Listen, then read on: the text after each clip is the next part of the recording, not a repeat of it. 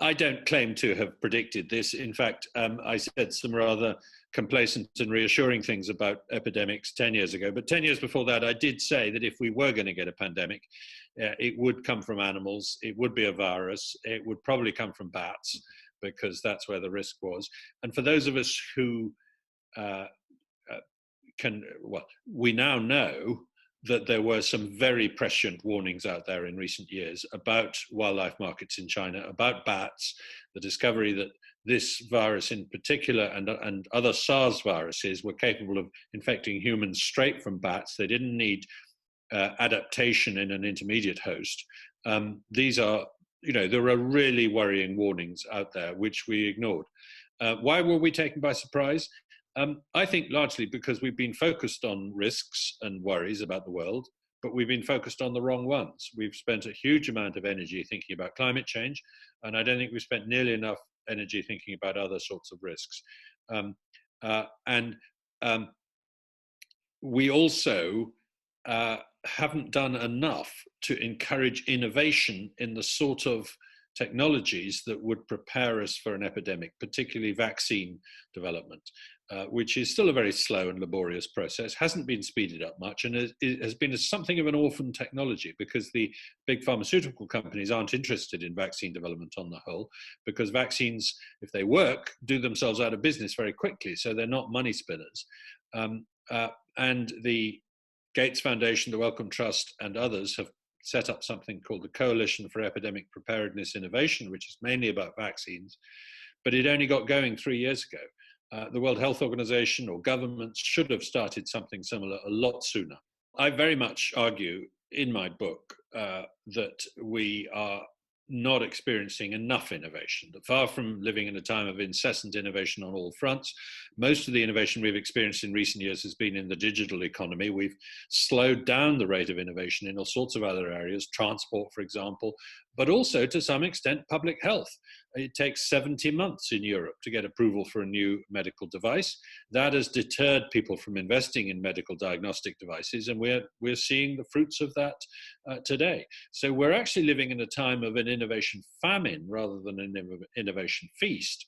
And if you look at the history of public health innovations, and I have a whole chapter in my book on public health innovations, from vaccines to clean water to mosquito bed nets, they have saved enormous numbers of lives and been incredibly important. And so it's the one area we know that innovation is an enormous benefit. And if we had had more of it, then we would be better prepared for dealing with a pandemic of this kind.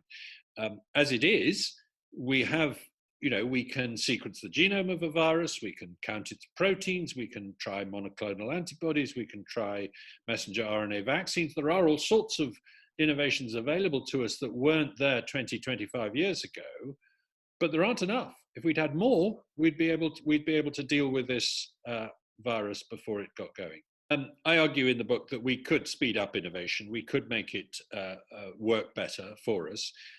Some of the ways we could do that, we could use prizes instead of patents more. The intellectual property system that we use in the world today is actually a hindrance, not a help to innovation. It tends to create patent thickets and patent toll booths that prevent innovators finding their way to good new innovations. If we replace that with a prize system where you reward people with a prize for innovating, but not in a lump sum form, but in a way that simply, as it were, tops up the contract that you get for producing a vaccine or something like that, then we would encourage a lot more innovation that way. We need to be much more nimble and flexible in the way that we encourage innovation.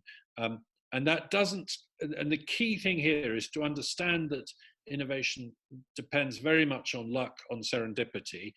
It very rarely comes from the direction you expect it to come from. There's been a recent study of the site called Innocentive, which is where people post problems and invite others to try and solve them for them. And often the solution comes from a most unexpected direction. And we saw this with the Longitude Prize 300 years ago, that it was a clockmaker who solved the problem of how to determine longitude. It wasn't an astronomer or a mathematician. So one of the things about innovation is that we have to encourage it without planning it, without telling it how to do it. We have to simply create a fertile environment in which innovators can go to work, and they will then produce a multitude of solutions to our problems. It's important to realize that businesses are good at innovation when they're small, bad at innovation when they get big. This is a pattern that has been seen throughout the world. You only have to look at sort of Kodak and Nokia, two very big companies, very successful companies. Kodak was completely blindsided by digital photography.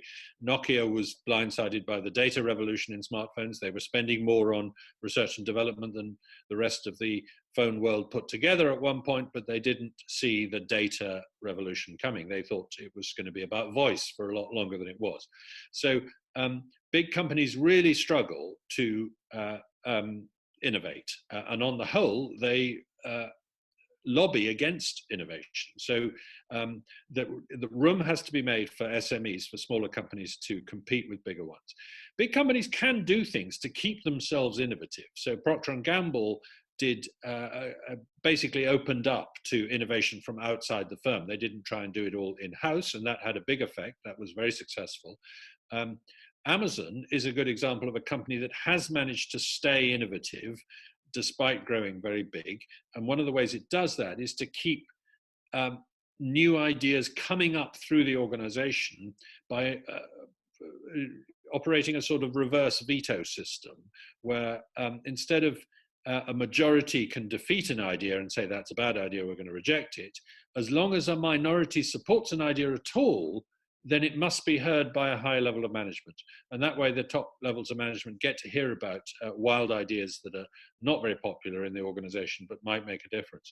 So these are some of the ways in which companies can keep themselves innovative if they're large, but the main thing is to unleash the entrepreneurs, the mavericks, the small SMEs, which is where the new ideas get implemented. Well, I think the world is going to change very dramatically. We are obviously going to invest a huge amount more in public health systems after this, and hopefully in the right direction. I suspect we will bring vaccine development into the 21st century where it should have been brought. But more away from health, the pandemic has already completely transformed the way we all work. We're all now extremely familiar with Zoom and Skype and Teams and even Zencaster, which I used this morning for broadcasting. There's no reason to let distance get in the way of communicating your message. I gave a seminar in Ecuador last week. It would have taken me a long time to get around to traveling to Ecuador.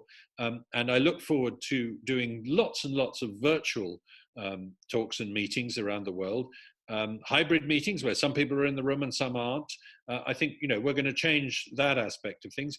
And hopefully that will change ordinary life too, where we will consult lawyers and accountants and doctors remotely, won't need to go to meetings. So we'll change our commuting habits and our travel habits.